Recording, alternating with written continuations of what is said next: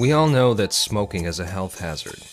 The government says it, the medical experts say it, even the tobacco companies are behaving in a way to suggest that. But does the science support this argument? Let's remember that 400 years ago, the majority of people and experts alike thought that the Earth was flat. Turned out, it wasn't. So let's have a look at the science behind smoking. Throughout history, there were people who thought of smoking as something beneficial, relieving asthma and warding off infections, while others thought of it as disgusting, hazardous, and deadly in the long run. Well, Saturday night and I just got paid. About the money, don't try to save.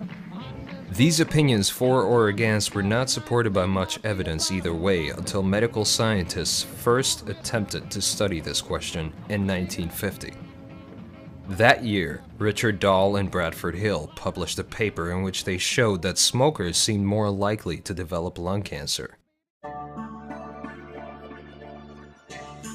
This was the start of the anti-smoking movement.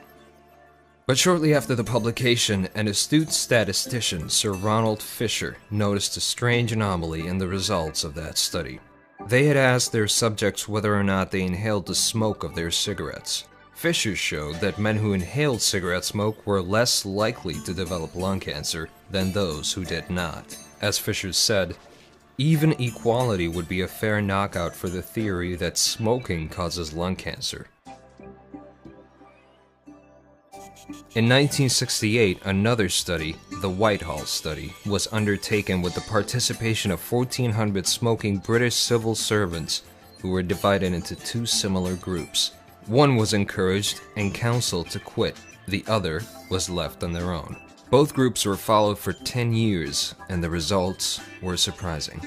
The group that quit showed no improvement of life expectancy, nor any change in frequency of death from cancer or heart attacks, with one exception.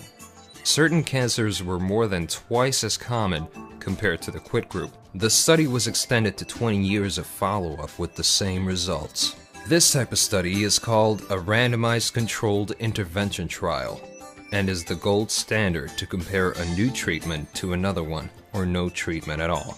It avoids bias built into observational studies like Dahl and Hill's of subjects who choose themselves whether to stop or continue smoking. A further 6 more of this type of trial were conducted with a combined follow-up of close to 800,000 subject years, all with the same results. No association between smoking and life expectancy, deaths from cancer, or deaths from any other cause. The medical literature has shown us that smoking doesn't seem to be associated with premature death. But are there any potential health benefits to smoking? In fact, the list is quite long. There is good evidence suggesting that smoking lowers the risk of Parkinson's disease and Alzheimer's up to 60%. Contrary to pictures on your cigarette box, smokers are much less likely to develop severe gum disease. In men, smoking also lowers the risk of needing joint replacement surgery up to 50%. Also, nicotine has been found to stop the growth of tuberculosis in laboratory tests, even when used in small quantities, according to Saleh Nazer, an associate professor of microbiology and molecular biology at UCF, and seems to work better than about 10 other substances also tested. Nicotine also has been shown to have multiple benefits for cognitive performance, like rapid information processing, immediate and long-term memory, and problem solving. Smokers show a reduced incidence of ulcerative colitis, a chronic bowel inflammatory disease. Why is there a difference between studies done in the 1960s through the 1980s which showed that smoking doesn't increase risk of disease and recent studies that show the opposite? There are probably 2 reasons for this.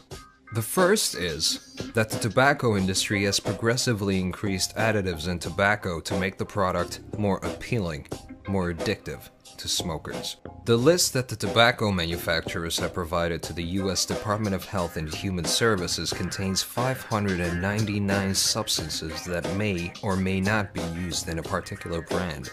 They have been approved as food additives and have not been tested by burning. When these substances are burned, they create more than 4,000 compounds.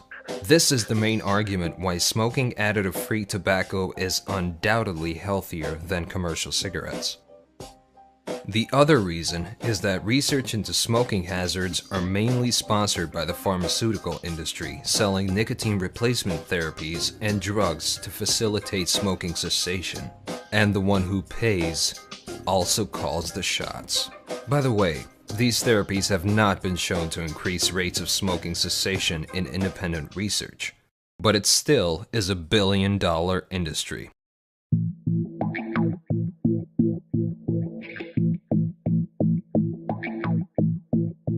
Last but not least, since the end of World War II, 528 nuclear bombs have been detonated in the atmosphere, and a further 1,525 underground, spewing tons of radioactive particles, especially plutonium, high into the atmosphere, which have been distributed around the world by jet streams.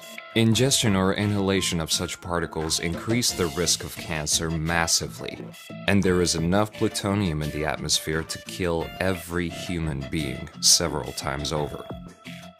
A cover-up for cancer caused by other factors that were introduced by our modern society since the anti-smoking propaganda was set into motion?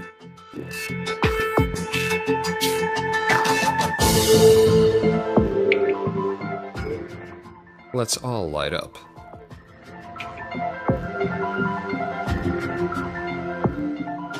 In summary, there is little scientific evidence that smoking additive-free tobacco is the health hazard that mainstream medicine is trying to paint it to be. In fact, it may even be beneficial. I hope that this short video has answered a few questions. Please feel free to distribute it in any way you like. If you like this video, please share.